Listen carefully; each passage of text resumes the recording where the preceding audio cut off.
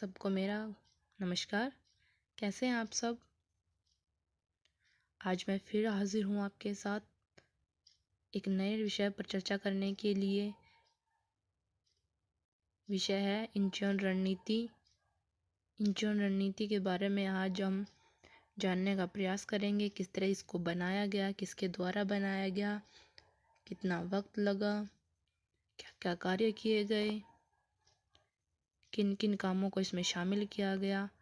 इस तरह हम इंचन रणनीति के बारे में जानने की कोशिश करेंगे। चलो आइए डिस्कस करते हैं इंचन रणनीति पर। एशिया प्रशांत क्षेत्र में आर्थिक सामाजिक आयोग, जो कि एस्केप नाम दिया गया, इस आयोग की सरकारों को जो एशिया प्रशांत क्षेत्र की थी, उसमें 2013 से 2022 तक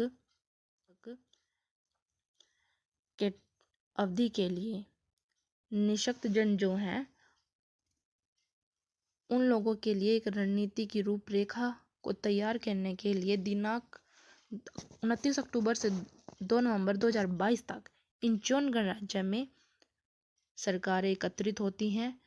उसमें निःशक्त जनों के संगठन के साथ साथ सिविल सोसाइटी के संगठन भी शामिल होते हैं, जो कि प्रतिनिधित्व करते हैं अपना। और साथ में अंतरशासकीय संगठन, विकास निगम एजेंसियां और संयुक्त राष्ट्र समुदाय भी उपस्थित होते हैं।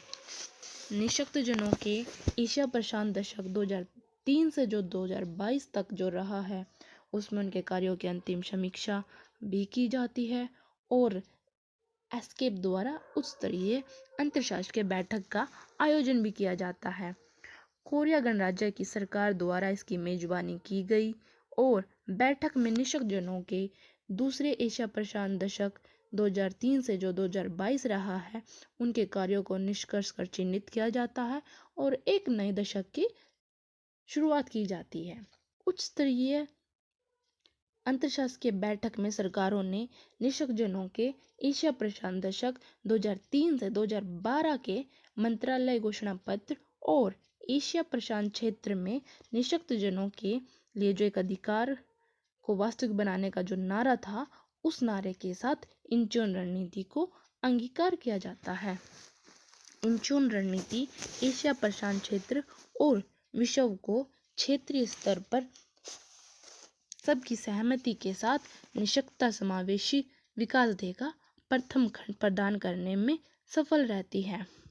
इसमें सरकारों और सिविल सोसाइटी हितधारकों के साथ 2 वर्षों तक के अधिक समय के परामर्श करने के बाद जब इस रणनीति को तैयार किया जाता है, तो इस इंचोन रणनीति में 10 ध्येय और 27 लक्ष्यों और 62 संकेतकों को शामिल किया जाता है। इंचोन रणनीति एशिया प्रशांत क्षेत्र में निःशक्त जनों के लिए समावेशी, अवरोध मुक्त और अधिकार आधारित समाज की दिशा में एक प्रयत्नशील विवांको मिलेनियम फ्रेमवर्क और विवांको +5 पर भी समझौता करती है। मतलब 2 समझौतों पर और मिलकर कार्य किया जाता है और इंचोन रणनीति को आगे बढ़ाया जाता है ताकि समावेशन पर अधिक प्रगति प्राप्त हो सके और निःशक्त जनों को और अधिक अधिकार दिया जा सके। मंत्रालय घोषणा और इंचोन रणनीति को आगे बढ़ाने में हुई प्रगति पर 2022 में दशक की समाप्ति तक हर 3 वर्षों में रिपोर्ट प्रस्तुत करने का भी आदेश दिया जाता है। इंचोन रणनीति में 3 दशक रहे हैं। पहला दशक 1993 से 2002 तक रहा, दूसरा दशक 2003 से 2022 तक रहा और तीसरा दशक जो 2013 से 2022 के बीच में रहता है, जो कि अभी चल रहा है। इसके बाद इंचोन रणनीति में जो भी अधिकार थे उनको वास्तविक बनाने के लिए 10 ध्येय शामिल किए जाते हैं। पहला ध्येय रहता है उसमें गरीबी का उपशमन करना और कार्य रोजगार की संभावनाओं में वृद्धि करना। मतलब जो निःशक्त जन लोग हैं और उनके जो परिवार हैं जो बहुत ही गरीब हैं, उनकी गरीबी को कम करना और उनमें प्रगति लाना। इनको श्रम बाजार का नुकसान का सामना करना पड़ता है। कम आर्थिक भागीदारी की वजह से नुकसान अधिक होता है। इनकी अगर भागीदारी अगर सम्मिलित होती है तो सरकार को और अधिक फायदा मिलता है और इनके जीवन स्तर में भी प्रगति मिलती है। तो इनके जीवन स्तर को ऊंचा उठाने के लिए सरकार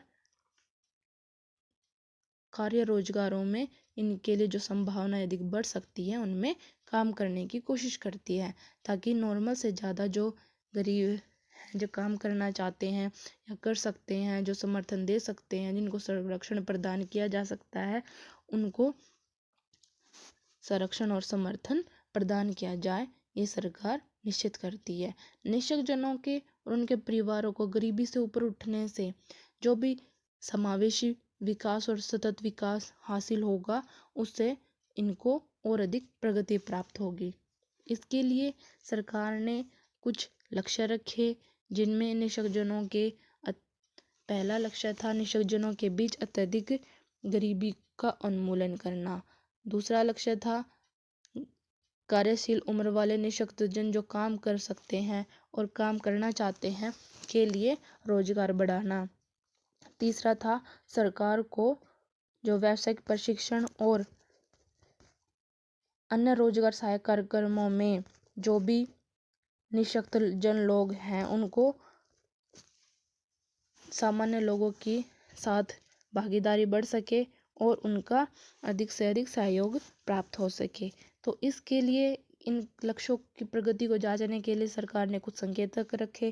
पहला था पूरी आबादी की तुलना में गरीबी रेखा से नीचे रहने वाले जो निःशक्त जन हैं उनका समानुपात क्या होगा। दूसरा, रोजगार में आम आबादी की तुलना में जो रोजगार में निःशक्त जनों का जो अनुपात है वो क्या होगा।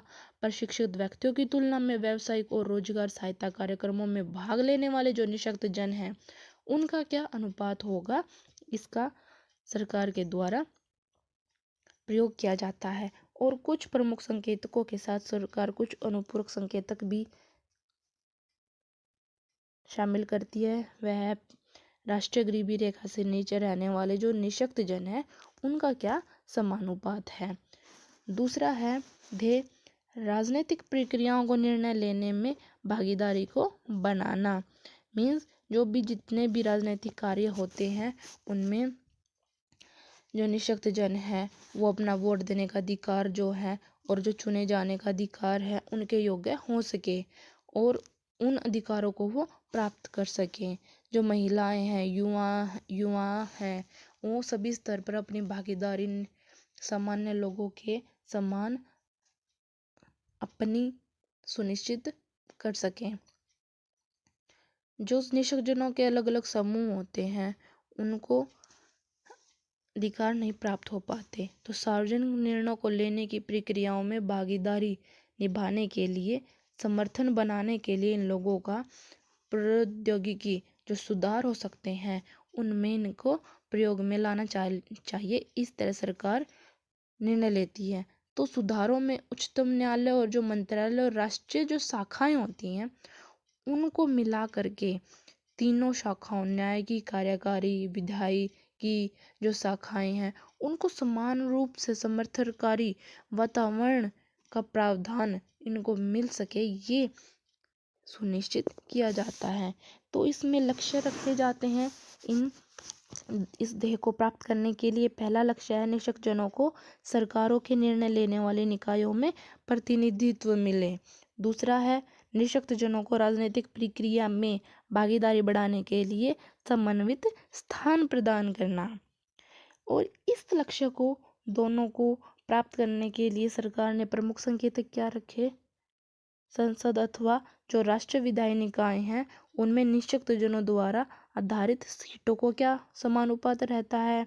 दूसरा है विविध विशक्तता समूहों का प्रतिनिधित्व करने वाली राष्ट्रीय निःशक्तता समन्वय तंत्रों का जो सदस्य हैं उसमें उनका समानुपात क्या रहता है।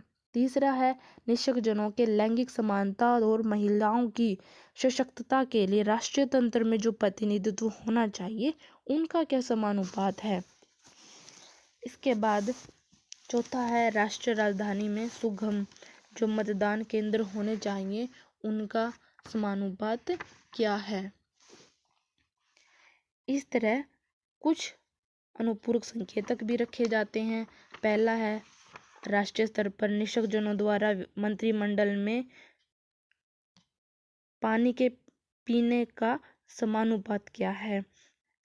निष्कर्षजनों द्वारा उच्चतम न्यायालय में जज बनने का समानुपात क्या है।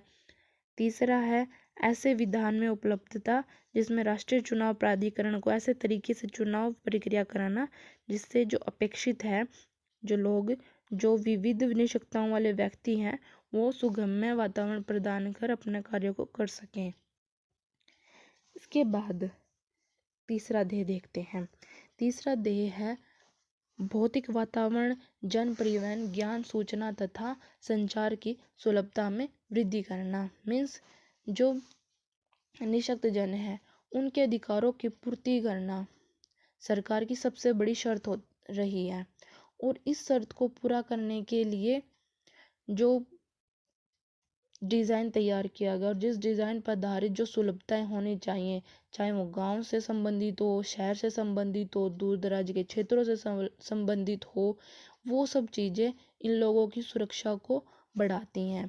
तो इससे न केवल निष्कर्षजनों का जो समाज है वो अन्य लोगों के समाज की तुलना में प्रयोग करने में उनको आसानी हो जाती है।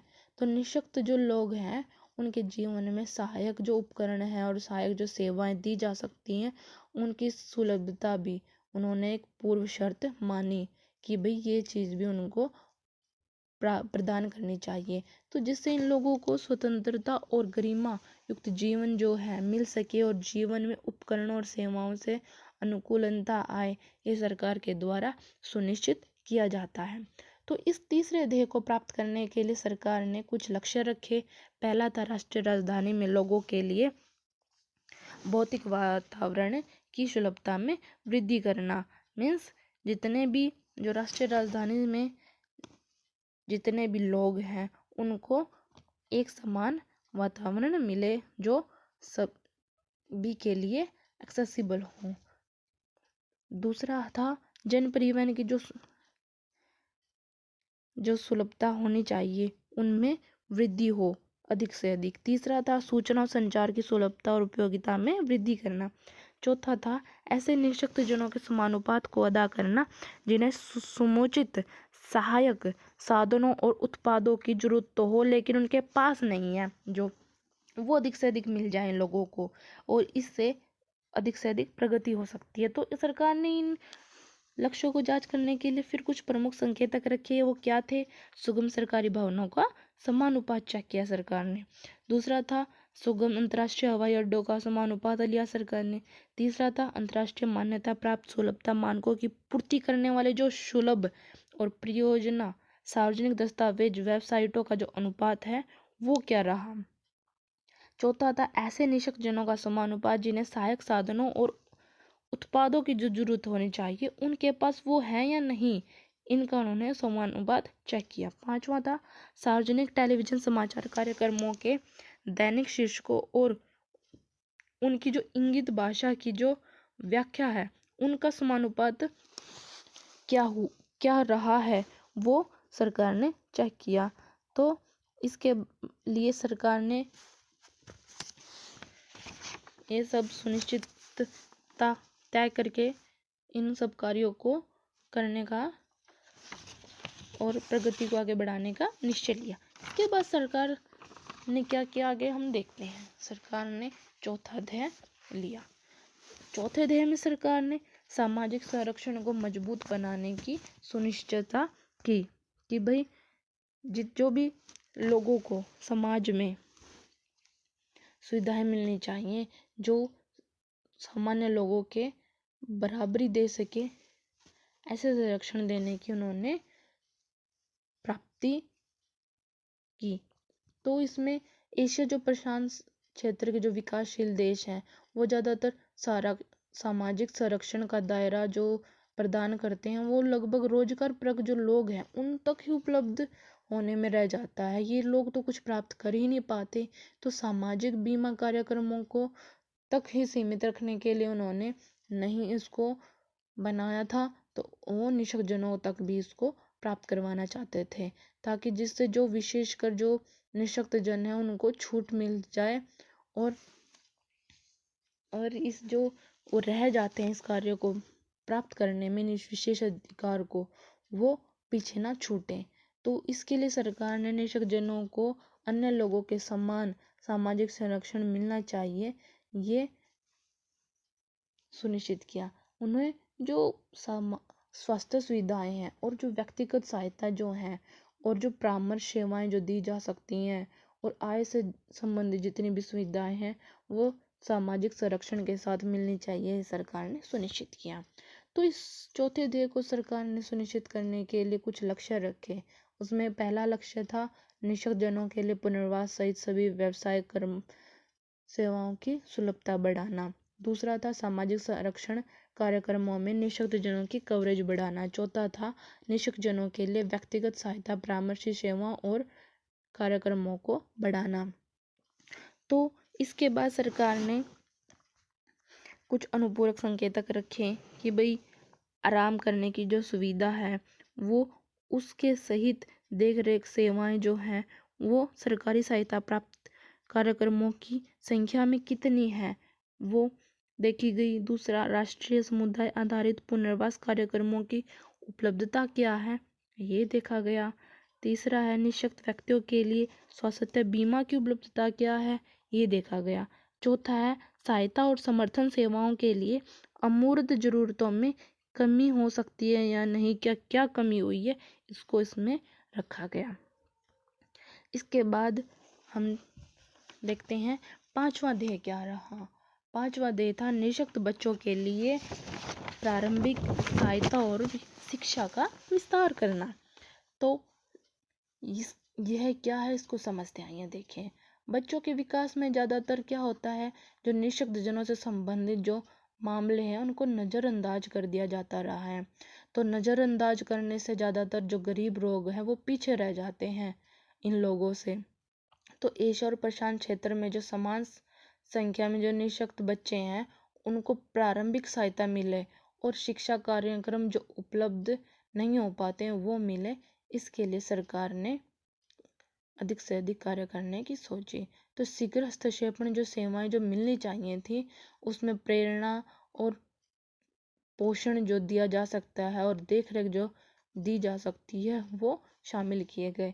प्रारंभिक जो बचपन होता है उससे संबंधित जो कार्यक्रम थे उनकी भागीदारी इसमें शामिल करने के बजाय शिक्षा और प्रशिक्षण से अधिक अच्छे परिणाम जो प्राप्त होते हैं उनको इसके साथ शामिल करने पर जोर दिया गया।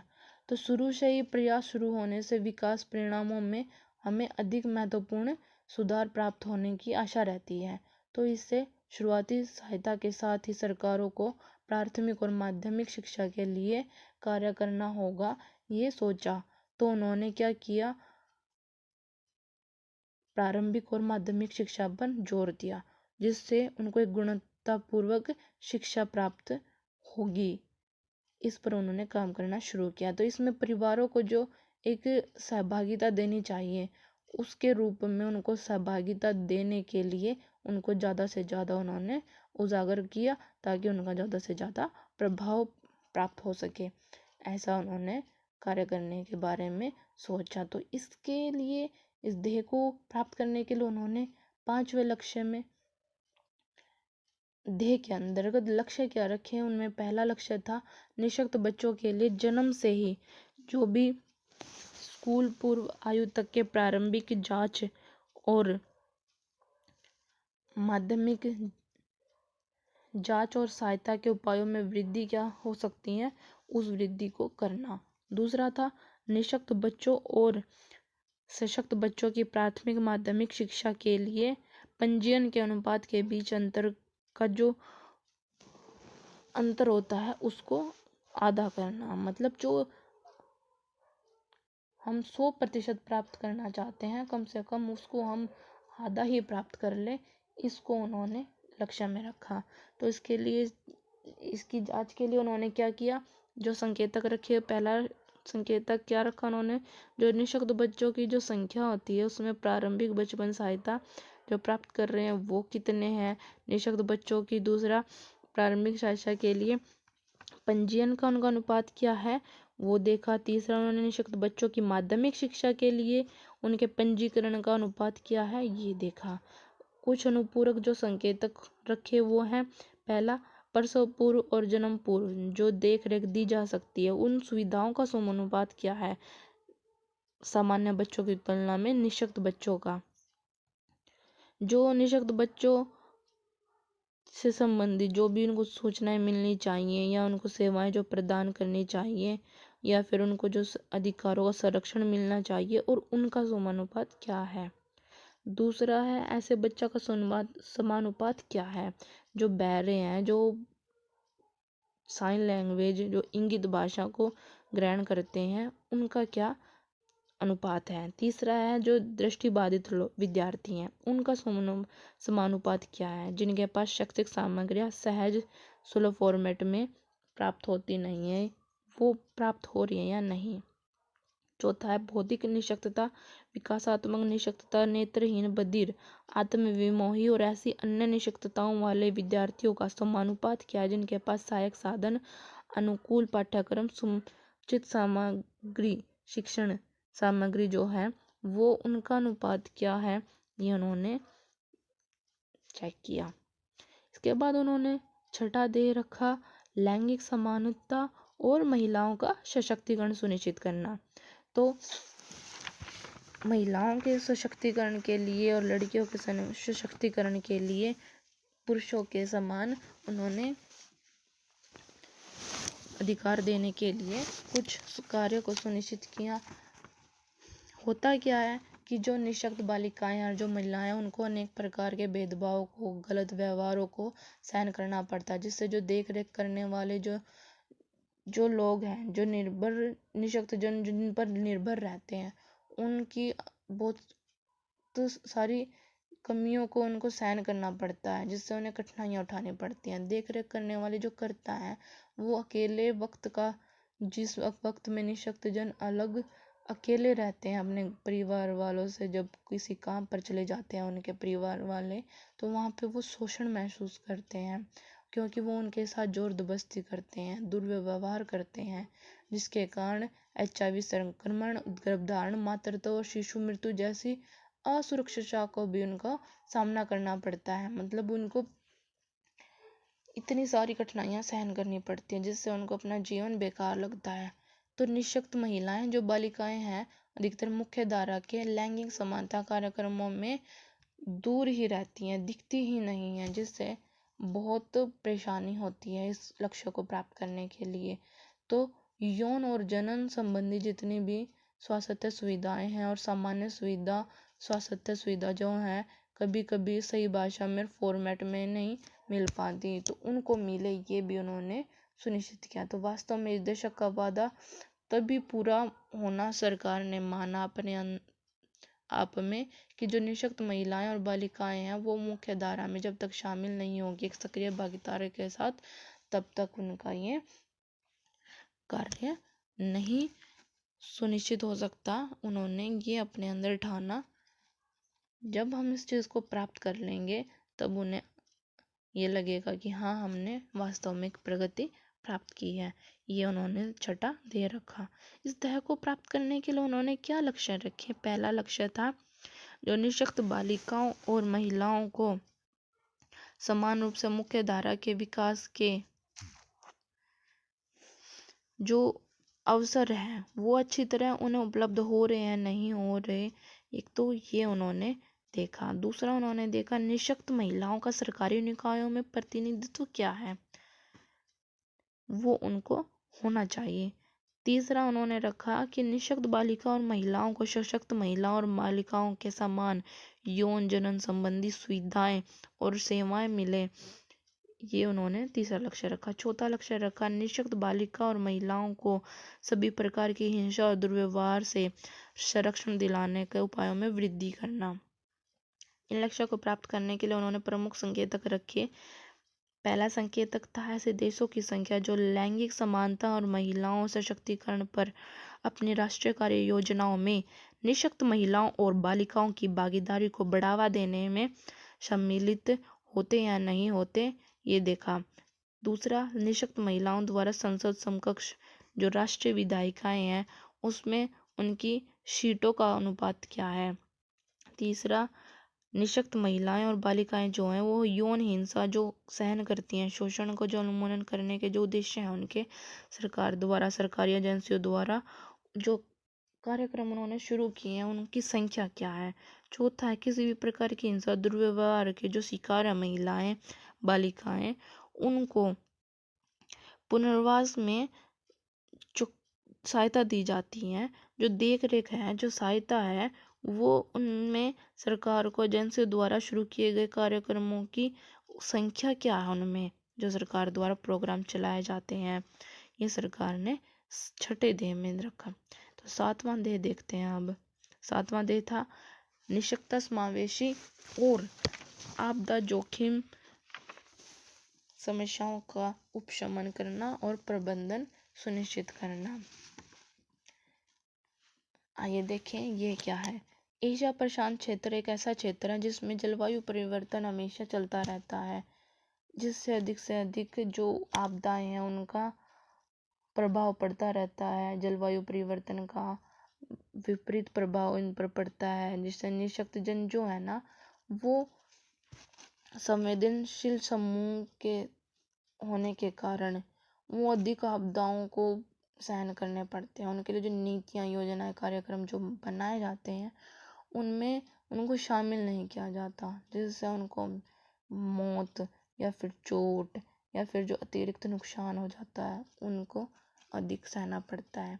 तो कुछ जो जन सामान्य घोषणाएं जो ऐसे फॉर्मेट में जो की जाती हैं या फिर ऐसी भाषा में प्रस्तुत की जाती हैं वो उन लोगों तक पहुंच ही नहीं पाती, वो उनका फ़ायदा ही नहीं उठा पाते, उनको वो समझ ही नहीं पाते। तो जो आरामदायक और जो सुविधाएं जो हैं वो अवरोध मुक्त नहीं हो पाती, उनके लिए बाधाएं बनी रहती हैं। जब वो उन चीज़ों को प्राप्त ही नहीं कर पाते तो उनको मिल ही नहीं पाती। तो जो निःशक्त जन है उनको इन आपदा नीति योजनाओं में सबसे पहले से तैयार रखा जाए, उनके लिए इन सहभागिताओं को सुनिश्चित किया जाए। उनके जो जब आपदा के आने का समय पता चले तो उन जोखिम में उस क्षति को कम किया जा सके, उनको रोका जा सके, ये सरकार ने कार्य करना सुनिश्चित किया। तो इसके लिए सरकार ने लक्ष्य कुछ रखे। उस लक्ष्य में पहला लक्ष्य था निःशक्त समावेशी आपदा शमन योजना को सुदृढ़ बनाना।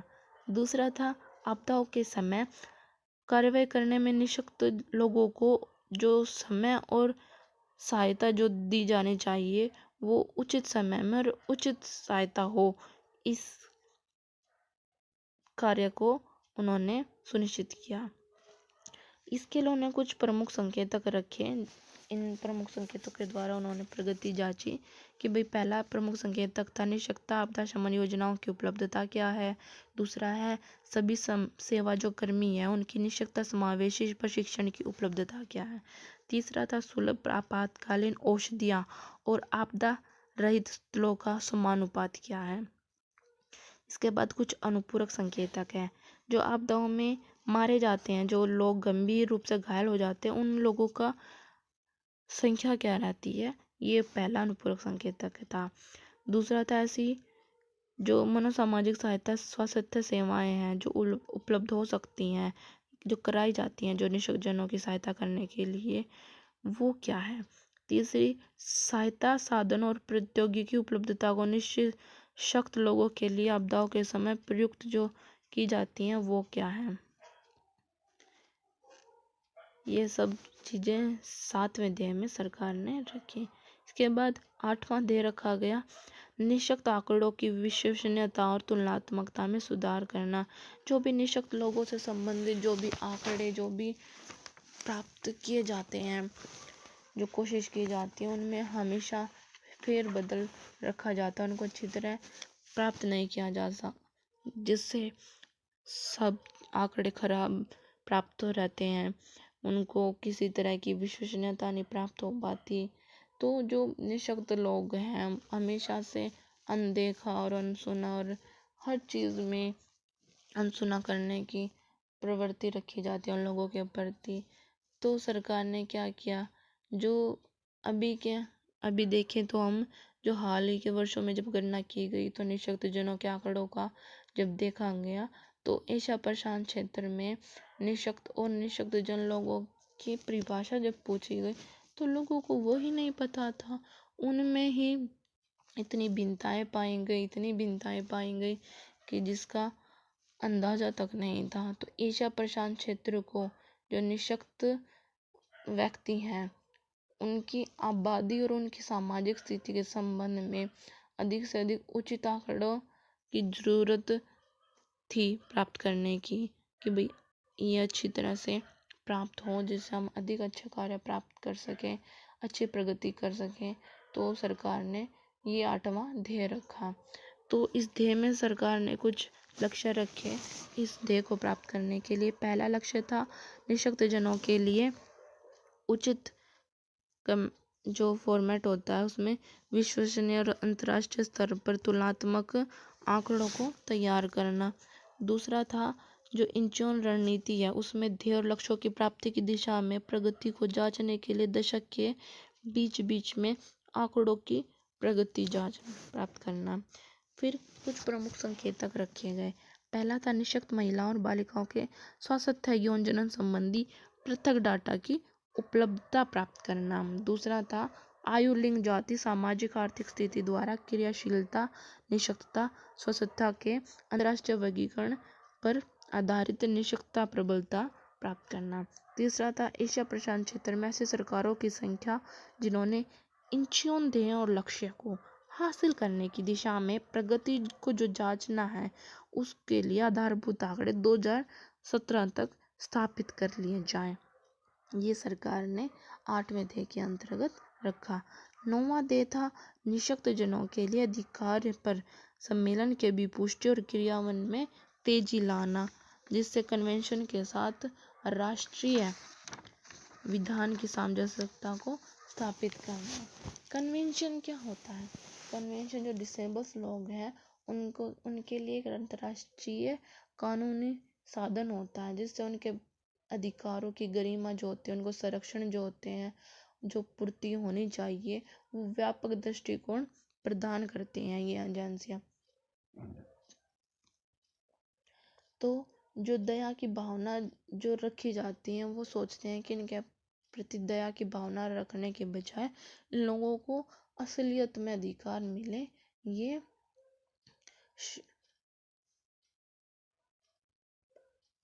सशक्त लोग बन जाए, ये उन्होंने सोचते हैं। तो सरकार क्या करती है, निःशक्त जनों के अधिकारों पर कन्वेंशन ऐसा पहला राष्ट्रीय अंतर्राष्ट्रीय कानूनी साधन था जिससे लोगों को गरिमा, संरक्षण, पूर्ति प्रदान की। तो इसमें एस्केप क्षेत्र ने कन्वेंशन को शुरू करने में, उसकी रूपरेखा को तैयार करने में एक अहम भूमिका निभाई। 30 अक्टूबर को 2012 में सरकार ने इस स्थिति के अनुसार सम्मेलन में 26 राज्य प्रतिभागी हुए, जिसमें से 154 तो हस्ताक्षरकर्ता थे और टोटल एशिया प्रशांत क्षेत्र में 35 सरकारों ने सम्मेलन में हस्ताक्षर किए और 25 ने कन्वेंशन को स्वीकार किया। इस 9वें ध्येय में ये सब चीज़ें सरकार ने सुनिश्चित की। तो इसके लिए सरकार ने कुछ लक्ष्य रखे। उसमें पहला लक्ष्य था दशक के मध्य जो 2017 है, मतलब कि उसका मध्य 2017 पड़ता है, तब तक 10 और एशिया प्रशांत सरकार निःशक्त जनों के अधिकारों पर कन्वेंशन को स्वीकृति दे चुकी होंगी तथा दशक के अंत जो 2022 में दशक खत्म होगा तब तक 10 अन्य जो एशिया प्रशांत की जो सरकार है वो कन्वेंशन को स्वीकृति दे देंगी। दूसरे लक्ष्य में उन्होंने सोचा जो ऐसे राष्ट्रीय कानून बनाए जिनमें भेदभाव विरोधी प्रावधान हो, तकनीकी मानदंड और अन्य ऐसे उपायों को शामिल किया जाए जो निःशक्त जनों के अधिकारों को कायम रख सके, उन्हें संरक्षण प्रदान किया जा सके। ऐसे राष्ट्रीय कानूनों में संशोधन करें निःशक्त जनों के प्रति भेदभाव जो कम करते हैं। फिर सरकार ने कुछ अनुपूरक संकेतक और प्रमुख संकेतक रखे इन लक्ष्यों की प्राप्ति की दिशा में। पहला संकेतक था ऐसी सरकारों की संख्या जिन्होंने स्वीकृति दे दी है वो जांची। दूसरा, निःशक्तजनों के अधिकारों को कायम रखने और उनका संरक्षण करने के लिए राष्ट्रीय भेदभाव विरोधी कानूनी को उपलब्धता कराया। फिर सरकार ने कुछ अनुपूरक संकेतक रखे। पहला था ऐसे एशिया प्रशांत सरकारों की संख्या जिन्होंने निःशक्त जनों के अधिकारों पर कन्वेंशन के लिए वैकल्पिक न्यायाचार को अनुमोदन दिया। दूसरा था निःशक्त जनों के प्रत्यक्ष और अप्रत्यक्ष भेदभाव रखने वाले संशोधित और निष्प्रभावी कार्यों की प्रतिशतता क्या है। 10वां देव रखा फिर सरकार ने उप क्षेत्रीय और अंतर क्षेत्रीय सहयोग को आगे बढ़ाना। आइए अब हम इस 10वें अध्याय पर चर्चा करते हैं। ये 10वां अध्याय क्या है। जो एशिया प्रशांत जो है दशक, उसमें उन्होंने जो अनुभव प्राप्त किया, जो सीखा, कुछ जो सबक लिया और जो अच्छा व्यवहार और अभिनव जो समाधान किए जा सकते थे, वो सरकार ने आदान प्रदान करके उप क्षेत्रीय और क्षेत्रीय स्तर पर सहयोग की कीमत को रेखांकित किया। सहयोग जो प्रभावकारी है वो उच्च स्तरीय चतुर्थ फोरम पर दिनांक 1 दिसंबर 2011 को अंगीकृत कर प्रभावी विकास सहयोग के लिए बुसान जो राज्य है कोरिया में, वहां पर एक अंतर्राष्ट्रीय बद्धताओं वाले निःशक्तजनों के लिए एक महत्व की पहचान की गई, जिसमें इस सहयोग को आधार प्रदान करने के लिए कार्य किया गया। परंतु एशिया प्रशांत क्षेत्र के जो समक्ष है अभी भी एक बड़ी चुनौती थी कि जो दशक है वो चुनौतियों का सामना करने और प्रभावी कार्यान्वयन में मदद करने के लिए जो बहु क्षेत्रीय आयामी जो अंतर्राष्ट्रीय सहयोग थे उनके अवसर प्रदान करना, ये उनके सामने सबसे बड़ी चुनौती थी। इस ध्येय को प्राप्त करने के लिए उन्होंने लक्ष्य क्या रखा, ये देखें। पहला लक्ष्य रखा निःशक्तजनों की एशिया प्रशांत दशक 2013 से 2022 इंचन रणनीति के संबंध में मंत्रालय घोषणा पत्र को लागू करने के लिए सहायता प्रदान करने के लिए एस्केप द्वारा एशिया पैसिफिक मल्टीडोर ट्रस्ट फंड के लिए अंशदान तथा जो पहल की जा सकती थी और जो कार्यक्रम है वो चलाए जा सकते थे वो चलाने की कोशिश की गई। दूसरा, प्रशांत क्षेत्र में विकास सहयोग एजेंसी द्वारा रणनीतियां और नीतियां कार्यक्रम निःशक्त समावेशी विकास को बढ़ावा देने वाले जो उनको सुदृढ़ करना। तीसरा था संयुक्त राष्ट्र आयोग द्वारा निःशक्तता मामलों और निःशक्तजनों के अधिकारों पर कन्वेंशन को लागू करने से संबंधित अनुभव और अच्छे व्यवहार जो है उनके क्षेत्रीय आदान प्रदान को सुनिश्चित करना। इसके लिए कुछ प्रमुख संकेतक रखे। वो थे पहला, निःशक्तजनों के एशिया प्रशांत दशक 2013 से 2022 के लिए इंचोन रणनीति पर जो भी मंत्रालय घोषणा पत्र था उसको लागू करने के लिए सहायता करने के लिए जो सरकारों द्वारा जो दाता थे उनमें उनकी वार्षिक स्वैच्छिक अंशदान उनका क्या रहा, ये उन्होंने देखा। दूसरा था निःशक्तजनों के लिए एशिया प्रशांत दशक 2013 से 2022 में उन जो अंशदान करने वाले थे दाता, उनकी दाताओं की संख्या क्या थी। तीसरा था जो भी अंशदान किया गया था वो स्वैच्छिक वार्षिक अंशदान था कितना। इस तरह उन्होंने 10वां ध्येय रखा। इस 10वें ध्येय में उन्होंने आगे फिर कुछ प्रमुख संकेतक और रखे कि भाई जो निःशक्तजनों के एशिया प्रशांत दशक जो था 2013 से 2012 उसमें जो सहयोग कार्यक्रम वाली जो संयुक्त राष्ट्र संस्थाएं थी उनकी संख्या क्या थी। और जो पांचवा उन्होंने देखा जो निःशक्तजनों के लिए इस दशक में जो अंतर्राष्ट्रीय और जो निकाय जो थी उनकी संख्या क्या थी। छठा उन्होंने देखा क्षेत्र और उप क्षेत्र स्तर पर परियोजनाओं की संख्या क्या है इस दशक में। सातवां देखा कि जो एशिया प्रशांत में संचालित ऐसी विकास सहयोग एजेंसियों की संख्या कितनी है जो इन निःशक्तजनों के लिए कार्य करती है। 8वां, उन्होंने निषिद्धजनों के अधिकारों पर कन्वेंशन को लागू करने के लिए संयुक्त राष्ट्र के 5 क्षेत्रीय आयोगों के मध्य संयुक्त क्रियाकलापों की संख्या को जांचा। 9वां था एस्केप और अन्य संगठन एजेंसियों द्वारा विशेषकर संकल्पना और निष्पक्षता आंकड़ों में प्रशिक्षित एशिया प्रशांत क्षेत्र में सांख्यिकीविदों की संख्या क्या रही है। 10वां, उन्होंने देखा संयुक्त राष्ट्र देशों और क्षेत्रों में जो भी विकास कर रहा है, जो उनका फ्रेमवर्क रहा है कार्यक्रम बनाने में, निषिद्धजनों के अधिकारों सहित उन पर संयुक्त राष्ट्र विकास समूह के निर्देश के अनुसार निष्पक्ष समावेशी विकास पर जो चर्चा करते हैं वो सब क्या है। इस तरह 10 ध्येय रखे गए। इसके बाद हम देखते हैं इंचोन रणनीति में कुछ सिद्धांत रखे गए। वो सिद्धांत क्या थे? पहला था जन्मजात गरिमा, व्यक्तिगत स्वतंत्रता का सम्मान करना, जिससे स्वयं का विकल्प देने की जो स्वतंत्रता है, व्यक्तियों की जो स्वतंत्रता वो शामिल हो सके। दूसरा है भेदभाव रहित, जो भी कार्य हो भेदभाव रहित हो। तीसरा था पूर्ण भागीदारी और समाज में समावेशन को बढ़ाना। चौथा था सबको समान अवसर प्राप्त हो जाए। 5वां था हर चीज में, हर कार्य में उनको सुगम्यता हो, आसानी हो। 6ठा था पुरुष और महिलाओं के बीच जो भी असमानता है वो ना रहे, सभी जगह समानता स्थापित हो जाए।